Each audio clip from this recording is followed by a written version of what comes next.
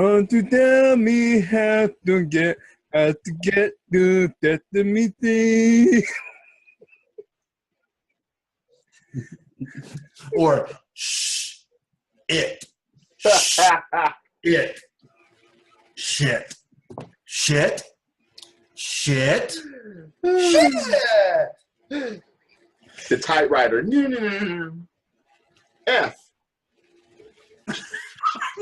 Fuck. All right. I was part of that fucking show, but it was never to disrespect it. No, That was the thing about Sesame Street. If you were alive in the 80s, as a child, and maybe even as a teenager, and if you say now that you didn't fucking watch it, you're a liar. Look, the show started back in 1969. Yep, 68 actually. Yeah. All right. Longer than all of us have been alive. Let's do this. They're 47 seasons in. Let's do this. Yeah. All right.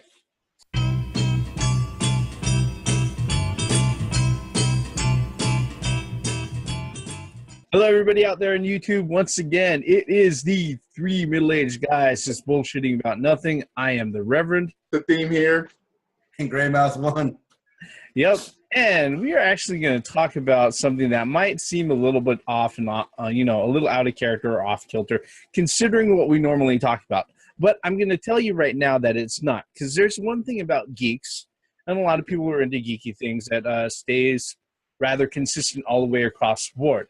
And that thing is that whatever the hell they loved as a kid, they never stopped loving as a fucking adult. All right? Period. Yep. Yeah. Whether it be comic books, video games, movies, or whatnot, or even sports. Trains to video games. Best toy store there is. That was when it was a good store to go to. Yeah. Yes. Toys. Now. But, okay. But coming back to the original topic, like I said, we, as geeks, we never went ahead and got out of the way and decided to discard what we were into as kids. And one of the things that we were into, and, I'm not ashamed to say, is Sesame Street. All right. Why would this come up now? Well, it turned out that on, I believe, what was it? It was the 29th at a convention. Bob McGrath, let's see here. It was announced by Bob McGrath, who is 84, and he's been one of the original adult cast members of Sesame Street over the last 45 fucking years.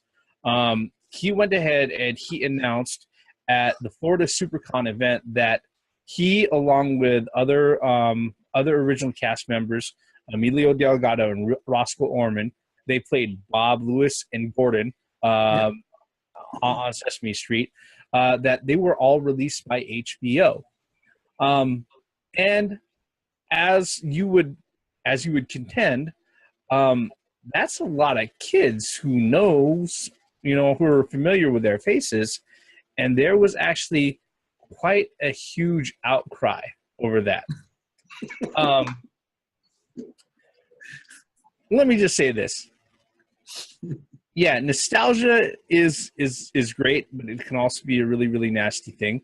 But there's also something that happens to fall along with a sort of level of familiarity that people go ahead and build, especially when you consider that Sesame Street as a show has not only been watched by parents, but also by the kids of those parents, and possibly the grandkids of those parents over the last 45 years. So when those particular cast members, the word had gotten out that they were released by HBO, shit hit the fan. What were your thoughts, guys, when you found out about it? This sums that up. I mean, damn. One middle finger. You just need the lightning going in the back. Yes. Hey, Reverend, flip flip your lights off and on when you say that. Flip your lights, you know. I mean, did everyone turn into Oscar the Grouches over this? I mean, it's damn. I don't know. I don't know how to react to that. That's just. I mean, just like you said, people's been watching this for 45 years. Yes. Longer than any of us in this conversation has been living. Yep. Okay. That all those kids, not just kids, but adults, Adults. like I said, grandparents. even. well, I'm talking about at the time that we were watching it, we were kids, but now we've grown up and had our, you know, had our own life afterwards. Who doesn't know that theme song? Sunny days. Keep it up, clouds away. Yes, yes. Oh, that was the thing on PBS. One of the things on PBS that children tune into.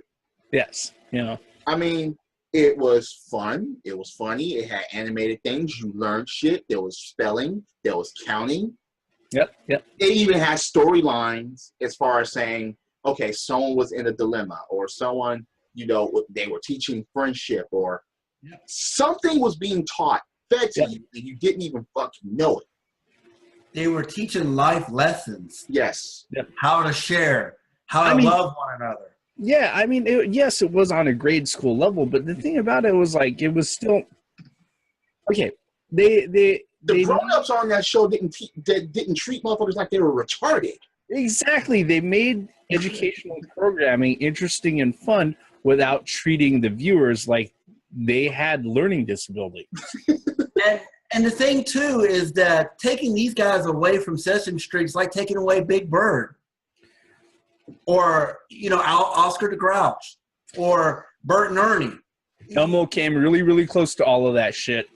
You know, that gets the Mr. Bean treatment. Yeah. No. No, dude. Okay, it's funny because a lot of people confuse the Sesame Street with the Muppets, and I'm like, no, those are two different fucking things. There's only one that's been on both shows, and that was Kermit. Yeah. Yep. He was the only one that transitioned, and he was a news reporter on Sesame Street. Oh, yeah. He was the only one that made the transition there. But Sesame Street and Muppets were two different things. Even Fraggle Rock was something different. Yep. Same creators. Yeah. But still.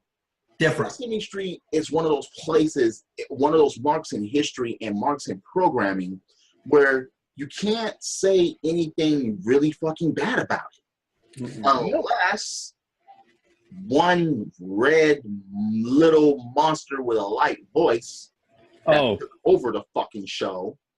Oh, the Dark Lord Elmo? Yeah. I mean, because you know what? With Sesame Street, there were so many interesting characters, they didn't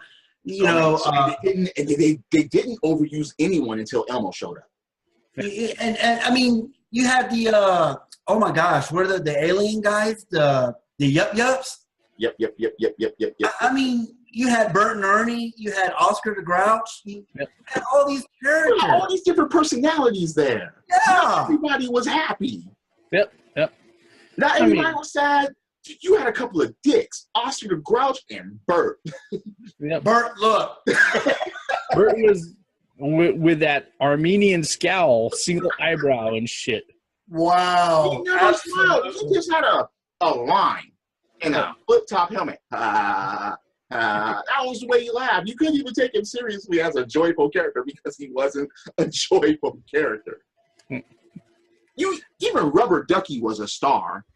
Yep. I mean, look, just the amount of impact that Sesame Street has is that you got people walking around in Halloween costumes as Yup Yups. Yep. When I saw that walking around, and I had to go up and just shake it, I was like, that was impressive. You got these people walking around. Yeah. Yeah. Big Bird, dude. And you're going to take a three people that was the face of Sesame Street out. They were part of the original cast. Look at what exactly. Dude, these people were embedded into this cast. And not just that, look at all the other stuff that they came up with, the side segments. Yep. One of these things is not like the other. 1, 2, 3, 4, 5, 6, 7, 8, 9, 10, 11, 12. 12.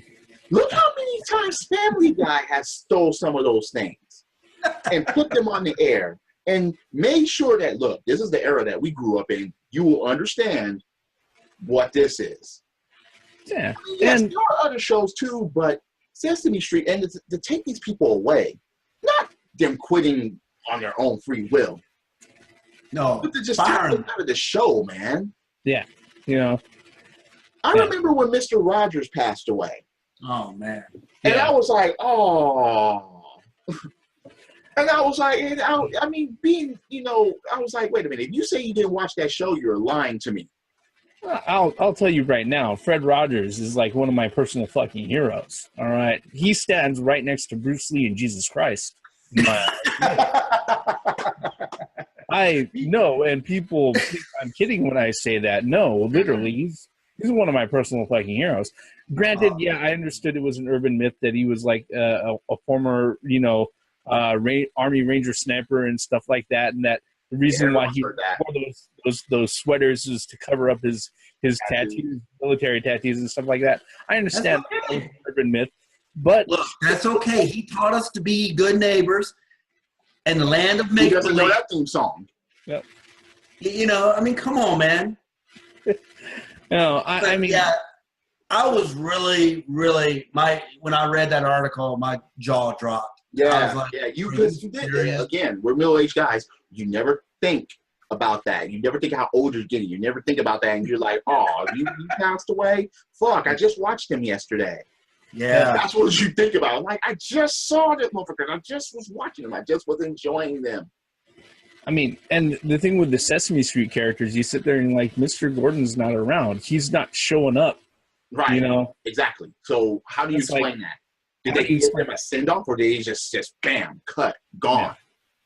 Well, actually, that actually kind of brings up the second side of the story. What's funny is that on the 29th, they went ahead and that's when SuperCon happened, and it was let out that they were being let go. I guess there was quite a bit of backlash and social media reaction to it. That actually, what's funny is that I'm reading an article right here from today, and it says that it looks at Sesame Street, or the Sesame Street company, appears to have changed their mind. And it reads, due to the overwhelming reaction regarding the status of myself and others on the show, the new producers of Sesame Street have reached out to us with an expressed desire to continue our long-standing relationship, to be initiating with a meeting in September. So, while it doesn't say that they have their jobs back, they are definitely willing to go ahead and sit down with these guys to find out what's going on. Because let's just be honest. They've been on the show for over 45 years. They're all in their 70s. And if they wanted to retire, they would have done it. They would have done it. Yeah. Or there would have been a transition of old to new years ago. Correct. But what's funny is that the newest cast members, the adult cast members that are on there, you know, even those guys, they're like 20 years younger, but it's like still they're well into adulthood. They've been there for a while. Yeah, you know. And I understand with especially considering the fact that you know, you can't expect something like this to perpetually be the same the whole time through. True. But you know, for the sake of when you have somebody who is that long standing, they are part of the fabric of the show. Yeah. Yeah. Okay. Well, and the thing is, though, I think what most people had a problem with is the way they left the show. Right. I had no choice to leave the show. No proper send-off. Yeah, it was not a send-off. It was like, you're fired, you're not going to be in the next season. Right. And it's like, people were like, what? Like, no, we're not accepting this. And like I said, if there would have been a transition, that would have been different. If there would have been a send-off, like after all these years, okay, yeah, I was telling people how to get here, but yeah. Yep. But just to let them go, man, that's some dickish, bullshitty move. Yep. In my I opinion. wouldn't expect anything less than HBO. I mean, it's HBO.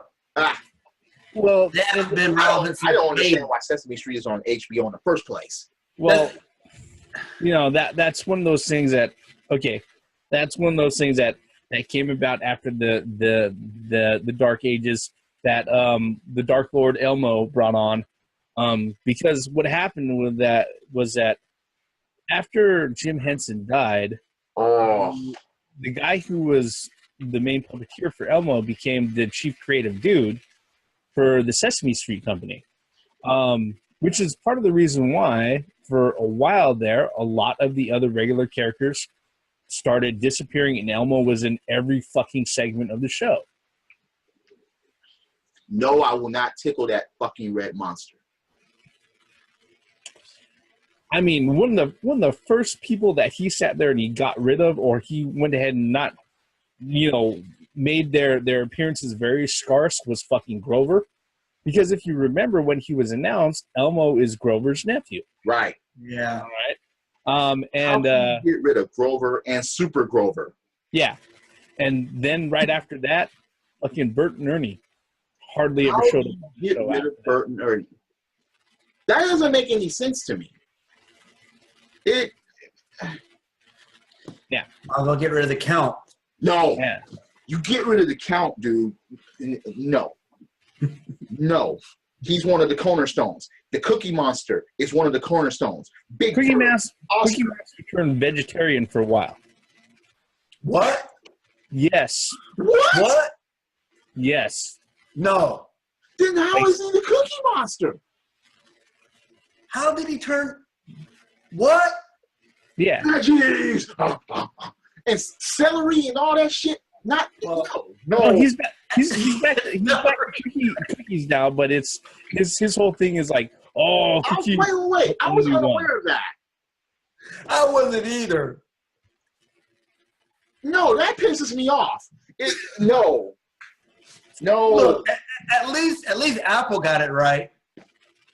Well, there's a reason why, like I said, the Dark Lord Elmo is not in charge of everything, and that's because the puppeteer, he resigned in 2012, but that was because he had his third case of allegations with an underage boy brought up against him, and that's when they had Wait.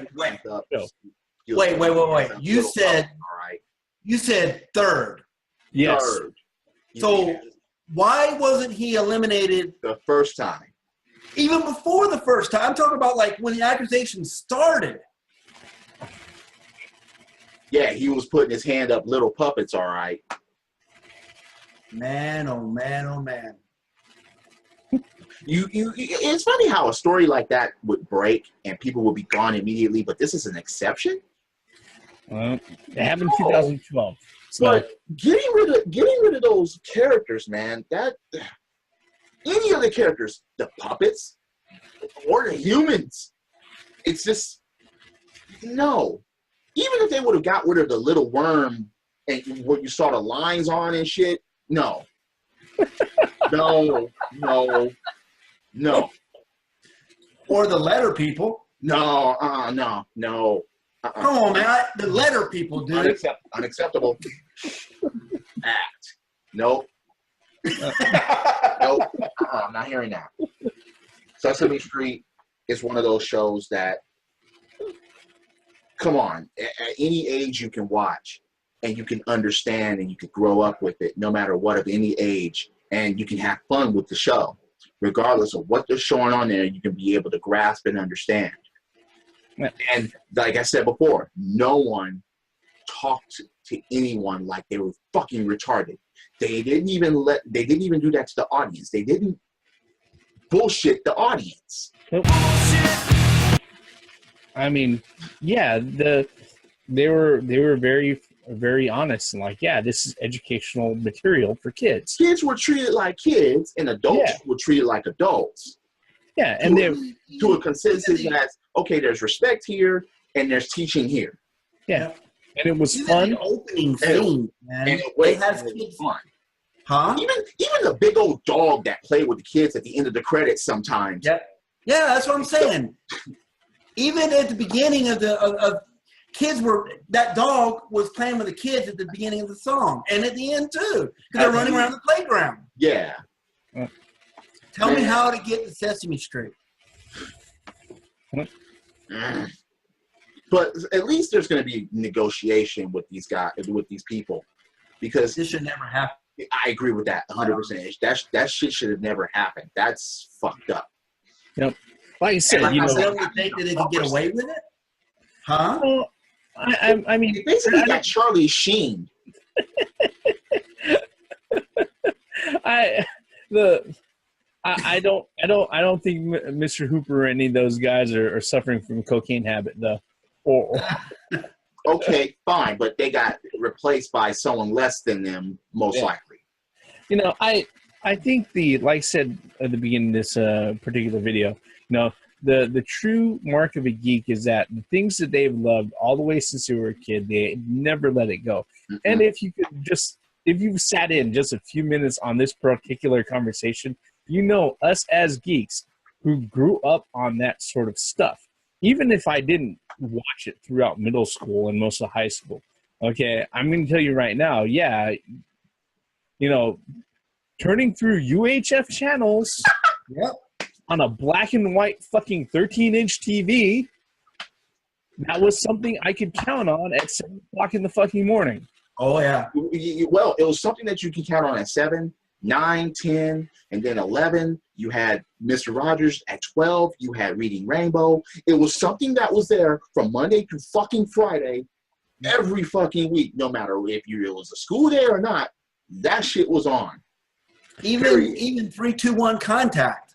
Oh, that awesome. Electric Company, the Great Bays Coaster. I mean, it's just that, if anybody in our audience has spent any time with our videos, we, talk about a variety of things, and all those things from childhood has stuck with us even to today, and it's not going to change. I'm sorry. Look, I'd rather watch old episodes of Sesame Street than any episode of Dora the Explorer. Oh, yeah. All right.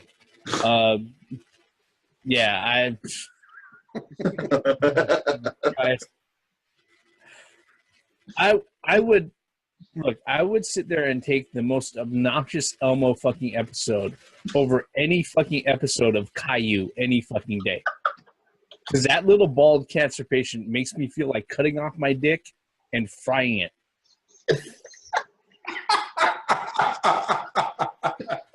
While I stab my eyeballs out with toothpicks. Yeah, that's some serious shit there, dude. That's another fucking topic altogether. Wow. Okay. Any final thoughts on Sesame Street and their exit and apparent welcome back into the fold? Exit, fuck you, welcome back. You better, if you're going to release these people, you better give a fucking proper, there better be an HBO special. If you're going to send these people off and end them on Sesame Street, there better be a fucking HBO 2-hour-long special with all the things that they've done, go by their history, go by their years, remember this, remember that. Yeah, and every fucking monster and puppet better fucking be there, including the red annoying one, okay? Yep. For me, if you're going to send them off, do that shit correctly. Yep. That's just that, yeah, come on.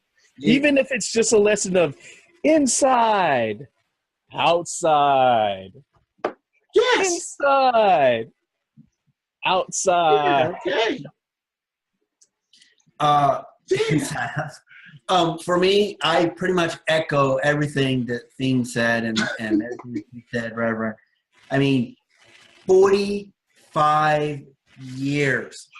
That's long enough for my parents to be kids, for me to grow up, have my own kids, and hopefully it's still around for when my kids have kids. That's just how much of an impact Sesame Street has had, and I would almost go say generations.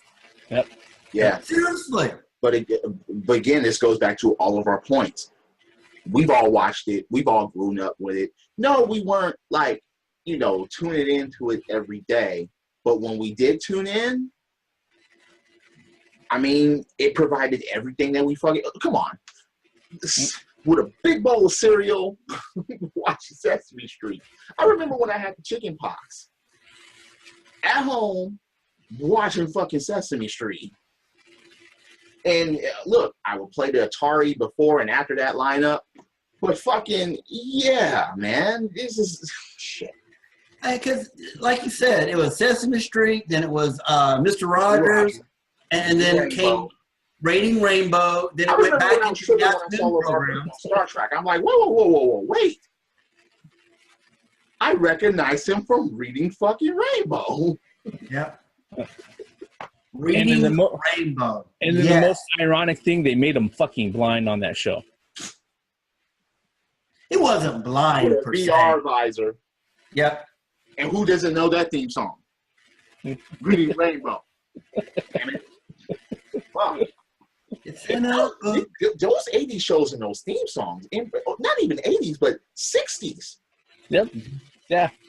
I mean, and those songs stuck in your head and fuck, they weren't annoying. Wait a minute. 3, 2, 1, contact is look. None of them were annoying. None of them. Period. I wow. And those songs had endings. They didn't loop. Yep. Yeah. Yeah, but look again. Reiterate. If you're gonna let these people go, you better have a fucking 2-hour special that gives them a fucking proper send off. Do it right. Do it right. Yeah, exactly. And like I said, I mean, the whole cast of monsters. Everybody better fucking be there. Yep. Like I said, the fucking high elephant, all that. Snuffleupagus, man. Limits be there. If you're gonna fucking do this, you better look. Have some Fraggle Rock motherfuckers join if you're gonna do this. And Cookie Monster better be fucking baking cookies for them as they're leaving. Yep. What are you gonna do? Ask Siri to set his timer again? No, hey, look, like I said, maybe he was baking cookies for them. Maybe he was learning to bake cookies for them to give them a proper fucking send off. Fuck it. Have the Cookie Monster bake cookies for these people as they're leaving and give them cookies as they leave. That would be the sweetest thing ever. Because Cookie Monster don't do that. Give cookies to people? Shit. It takes them away. No, like I said, Sesame Street, no matter how old I get, always has in my heart and my childhood. And for them to just get rid of 3 cornerstone people, just like nothing for the last 45 years, is wrong. It's unacceptable. And you know what? If I were those guys, I would renegotiate if they want me to come back, they're going to pay me to come back. I'm just cynical that way. Yeah, my retirement is already set, but now you have to set my children's and their grandkids' retirement. I'm cynical that way. I mean, come on. With the negotiation, they're going to hold all the fucking cards. Yep. Instantly. They got all the cards right now, just like that article that Reverend just, they got all the cards. Yep. HBO has no negotiating power whatsoever. No, they still do. A little bit, but it's one of those things where it's just like I said, when you have people from grade school all the way on up into their 70s, going ahead and responding to something about this, it just speaks to the impact and of the show that they were on. And like I said, when you have cast members who've been on there for that long, 45 years, they're part of a fabric of the show. All right. You cannot even have shows that lasted a certain length. I was going to ask you that question. Isn't that a record? I mean, isn't that the record that somebody's been on a show for 45 45 years on one show? Yeah. 45 years. Yeah, good point. That's something worth checking because you don't ever have shows even lasting that long, much less to have the same fucking cast as humans. It's like, damn, that's a question. So look, so 40, if they're in the 70s now, so they were what, 25, 20, the early 30s? In their 30s.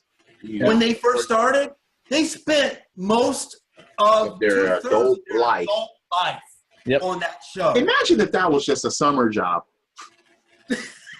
That's one hell of a fucking summer job. Hell yeah! To turn into a career like that? 2/3 of their adult life on that show. They deserve better. And they deserve better. If you think about it, 90% of the people that they deal with are adults and fucking puppets. Yeah. They deserve better. That's all I got. That's yes. They deserve fucking better. Exactly. Than what they. The more I think about it, the more pissed off I get. PBS wouldn't have done this. Hell fucking no. I can't even give PBS that amount of credit. Well, alrighty. I think before we jump off into another 30-minute rant, we're gonna go ahead and close it up right here. Like I said, folks, it might seem odd that we're talking about Sesame Street, but fuck, I dare you. Fuck you. I love Sesame Street. Yeah, I dare you to go out there and find a geek who doesn't recall something from their childhood that they still don't love today. Absolutely. All right, and that's really the true earmark of a lot of the people who are geeks. All right. Yeah. With that, like I say at the end of every video, thank you for following us up to this point. Thank you for following us up to the end of the video. If you're so kind, hit like, hit subscribe, leave us a comment below. Maybe there's some other childhood show that we're forgetting, and maybe you're a Caillou defender, in which case you're fucking crazy, all right? Just if you want to go ahead and contribute to the conversation, we always encourage that. It's what we do. With that, I am the Reverend. The theme here. And Gray Mouse 1. Yeah. Tell you how to get to Sesame Street. It's right over there, around the corner. And just go there, learn some shit. You're not going to be treated like you're fucking retarded. Exactly. Great shit. And yes. We've all three of us been to Sesame Street. Over and over again. Yep. Never forgotten how to get there. No. Fuck that. Credits.